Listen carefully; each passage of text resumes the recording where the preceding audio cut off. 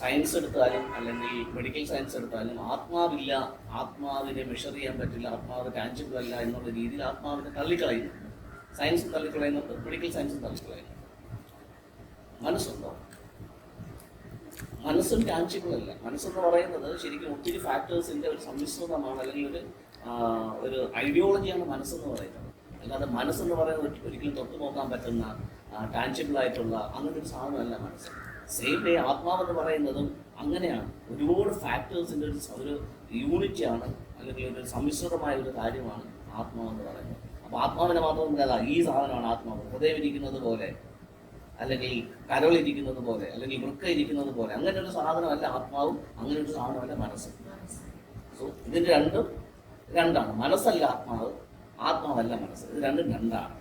So ഇതേ രീതിയിൽ മനസ്സിനെ കുറിച്ച് മനസ്സിലാക്കുന്നത് പോലെ ആത്മാവിനെ കുറിച്ച് മനസ്സിലാക്കുമ്പോൾ അതിനെ ഗ്രഹിക്കാൻ പറ്റും. അപ്പം അത് മനസ്സിലാക്കിയാലേ പറ്റത്തുള്ളൂ. അതില്ല എന്ന് പറഞ്ഞു കഴിഞ്ഞാൽ ഇല്ല, ഉണ്ടെന്ന് പറഞ്ഞു കഴിഞ്ഞാൽ ഉണ്ട്. ഇപ്പോൾ ഞാൻ ഒരു ഫ്രൂട്ടുണ്ട്, ഇവിടെ കിട്ടുന്നതല്ല, ഓസ്ട്രേലിയയിൽ കിട്ടുന്ന ഒരു ഫ്രൂട്ടുണ്ട്, അവക്കാഡോ. ഓക്കെ, അവക്കാഡോ ഇപ്പോൾ കിട്ടുന്നുണ്ട്. അപ്പോൾ അവക്കാഡോ എന്ന് പറയുന്നൊരു ഫ്രൂട്ട് ഓസ്ട്രേലിയയിൽ ഉണ്ടാകുന്നതാണ് ഇപ്പോൾ നമുക്കറിയാം. പക്ഷെ പണ്ട് ഓസ്ട്രേലിയയിൽ നിന്നുള്ള ഒരാൾ എന്ന് പറയുവാണ് അവക്കാഡോ എന്ന് പറയുന്നൊരു ഫ്രൂട്ട് ഉണ്ടെന്ന് പറഞ്ഞു കഴിഞ്ഞാൽ നമ്മളിങ്ങനെ കണ്ണും വിളിച്ചിരിക്കും. കാരണം നമ്മൾ കണ്ടിട്ടില്ല, നമ്മൾ രുചിച്ച് നോക്കിയിട്ടില്ല, നമ്മളതിനെക്കുറിച്ച് ഒന്നും മനസ്സിലാക്കിയിട്ടില്ല. ഞാൻ ഇന്നൊരു വീഡിയോ കണ്ടപ്പോഴത്തേക്ക് ഷാനി സിസ്റ്ററിന് ഒരു വീഡിയോ ഷെയർ ചെയ്തിട്ടുണ്ട്. അതിനകത്ത് നമ്മുടെ തൃശ്ശൂരിലുള്ള ഒരാളൊരു ഫ്രൂട്ട് പരിചയപ്പെടുത്തുന്നുണ്ട്. ആ ഫ്രൂട്ടിൻ്റെ പേര് മൊറാക്കിൾ ഫാമിനകത്ത്. ആ ഫ്രൂട്ടിൻ്റെ പേര് ഞാനിപ്പോൾ മറന്നു, ഒരിക്കൽ കേട്ടതേ ഉള്ളൂ.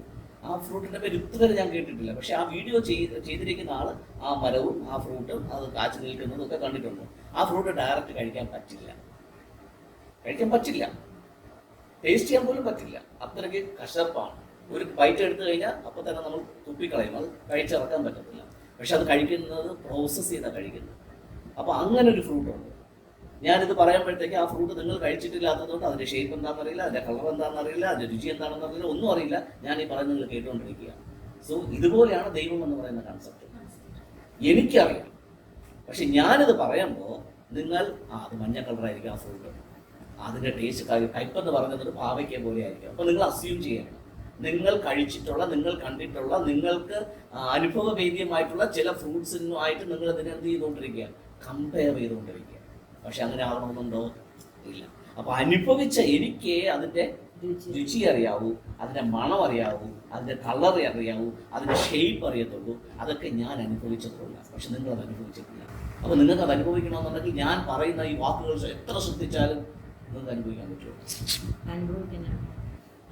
അപ്പം മണിക്കൂറുകൾ ഞാൻ നിങ്ങളെ പ്രബോധിപ്പിച്ചാലും ആ ഫ്രൂട്ട് കഴിച്ച എഫക്റ്റ് നിങ്ങൾക്ക് കിട്ടില്ല, അസ്യൂം ചെയ്യാൻ പറ്റും.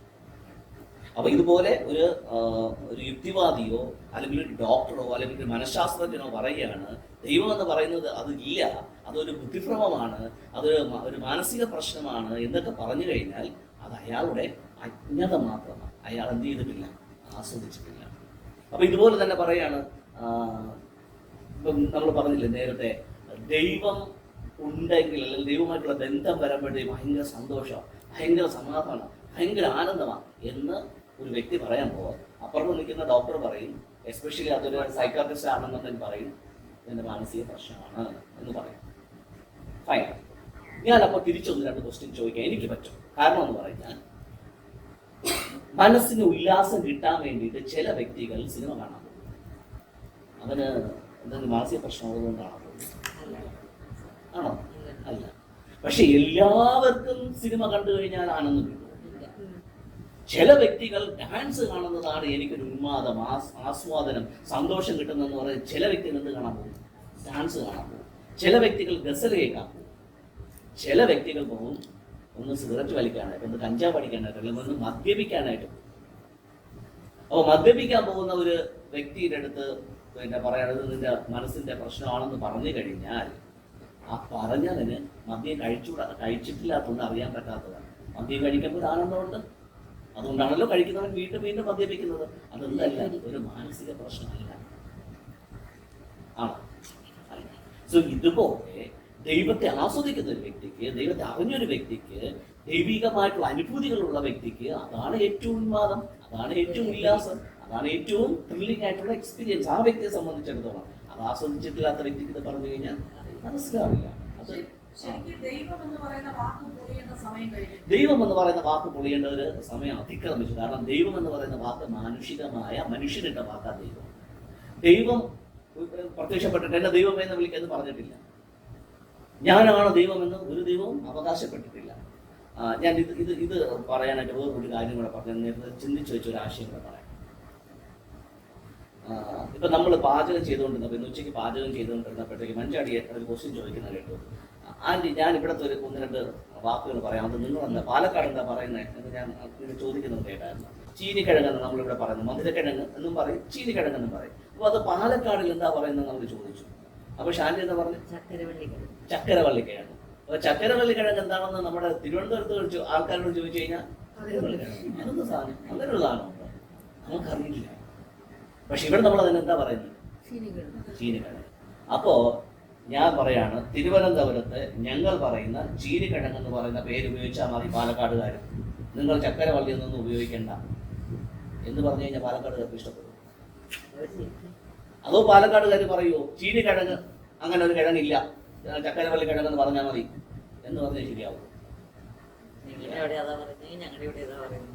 നമ്മളെന്ത് പറയും? ഓ, ഞങ്ങൾ ഇവിടെ ചീനിക്കിഴങ്ങെന്ന് പറയുന്ന മധുരക്കിഴങ്ങെന്ന് പറയുന്നത്, നിങ്ങൾ ചക്കരവള്ളി. ഓ, എനിക്കിപ്പോൾ അത് പുതിയ പേരായിട്ട് തോന്നുന്നു. അതുകൊള്ളാലോ. നീ കുറച്ച് കഴിഞ്ഞ് കാസർഗോഡുകാരനെ കാണുമ്പോഴത്തേക്ക് അദ്ദേഹം പറയും ചിലപ്പോൾ ഇവിടുത്തെ ഒരു ചീത്തയായിരിക്കും അവിടുത്തെ ആ കിഴങ്ങി വിളിക്കുന്ന ഒരു പേര്. കാരണം നമുക്കിവിടെ കപ്പ എന്ന് പറയുന്നത് പാലക്കാടുകാർക്ക് അവിടെ ഒരു നമ്മളിവിടെ ഉപയോഗിക്കുന്ന ഒരു ചീത്ത വാക്കാണ് അവിടെ. അപ്പൊ ഇതുപോലെ മുസ്ലിങ്ങൾ അള്ളാഹ് എന്ന് പറഞ്ഞു കഴിഞ്ഞാൽ അള്ളാഹ് എന്ന് പറയുന്ന പേര് മാത്രമേ ദൈവത്തിന് ഉപയോഗിക്കാവൂ എന്ന് പറയുന്നത് ഭൂലോകമുണ്ട്. ക്രിസ്ത്യാനികൾ പറയും യേശു എന്ന് പറയണം.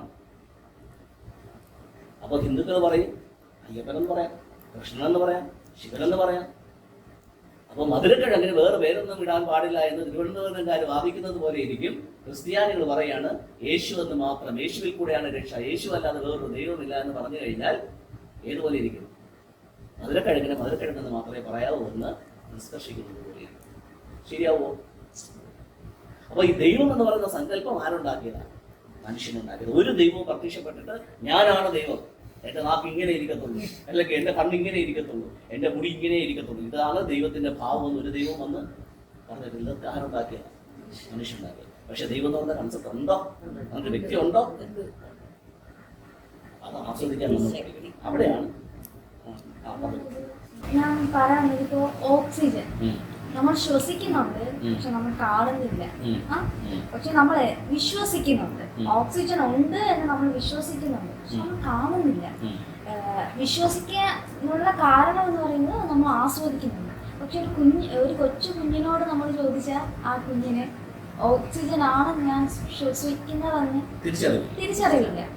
അതുപോലെ തന്നെ ഇപ്പോൾ നമ്മളിൽ, അതായത് ശരിക്കുള്ള ഈശ്വരൻ്റെ ഒരു ശക്തി എന്നിൽ ആക്റ്റീവായപ്പോൾ നമ്മൾ പറയാറില്ല, അതായത് ഈശ്വരൻ്റെ ശക്തി എന്നിൽ ആക്റ്റീവ് ആകുന്നതിന് മുൻപേ എനിക്ക് ഇങ്ങനൊരു സംഭവം നടന്നിരുന്നു, അപ്പോൾ ആ സംഭവം എൻ്റെ മേലിൽ ഈശ്വരനാണ് നടത്തിയത് എന്ന് നമ്മൾ പറയാം. അതായത് ഈശ്വരൻ എന്നിൽ ആക്റ്റീവ് ആകുന്നതിന് മുൻപ് എന്നിൽ നടന്ന ഒരു കാര്യത്തെ ഈശ്വരൻ നമ്മളിൽ ആക്റ്റീവ് ആയതിനു ശേഷം നമ്മൾ പറയാറുണ്ട്, അന്ന് നടന്ന കാര്യം അപ്പോൾ ഈശ്വരൻ എന്നിൽ ആക്റ്റീവ് ആക്കിയതാണ് എന്ന് നമ്മൾ പറയാറുണ്ട്. അതുപോലെ തന്നെ ഈശ്വരൻ ഇല്ല എന്ന് പറയുന്ന ഒരു വ്യക്തിയിലും ഇപ്പോൾ ഈശ്വരന്റെ ആ ശക്തി ആക്റ്റീവ് ആകുന്നുണ്ട്, പക്ഷെ അറിയുന്നില്ല. അതായത് മഞ്ചാടി പറയാൻ ഉദ്ദേശിച്ചത്, ഈ മോഹൻലാൽ ഏതൊരു സിനിമയിൽ പറയുന്നത് പോലെ നീ ശിശുവാണ്. അങ്ങനെ ഒരു ഡയലോഗ് ഒരു സിനിമ ഉണ്ടല്ലോ, ഇടയ്ക്കിടയ്ക്ക് മോഹൻലാൽ എന്ന് പറഞ്ഞാൽ നീ കുട്ടിയാണ്, നിനക്കറിയില്ല. കാരണം അപ്പൊ മോഹൻലാൽ പറയുന്ന ഡയലോഗ് നമുക്ക് ഉപയോഗിക്കാൻ പറ്റും. അപ്പോ മോഹൻലാൽ ഒരു സിനിമയ്ക്കകത്ത് പറയുന്ന ഡയലോഗാണ് നീ കുട്ടിയാണ്, നിനക്കൊന്നും അറിയത്തില്ല, നീ കുട്ടിയാണ്. അതുപോലെ നമുക്ക് നിരീശ്വരവാദികളുടെ എന്ന് പറയാൻ പറ്റും, നീ കുട്ടിയാണ്, നിനക്കൊന്നും അറിയത്തില്ല, ഇതെല്ലാം നിന്റെ ഉള്ളിൽ ഉണ്ട്, പക്ഷെ ഇത് അറിയാനായിട്ടുള്ള പക്വത നിനക്ക് ആയിട്ടില്ല. ചിലപ്പോൾ 50 വയസ്സായി കാണും, പക്ഷെ ഈശ്വരനെ തിരിച്ചറിയാനായിട്ടുള്ള പക്വത അവന് വന്നിട്ടില്ല. കാരണം ഈ കുട്ടിയാണ് എന്ന് പറയാം അല്ലേ? അങ്ങനെയല്ലേ മഞ്ചാടി പറയാൻ ഉദ്ദേശിച്ചത്?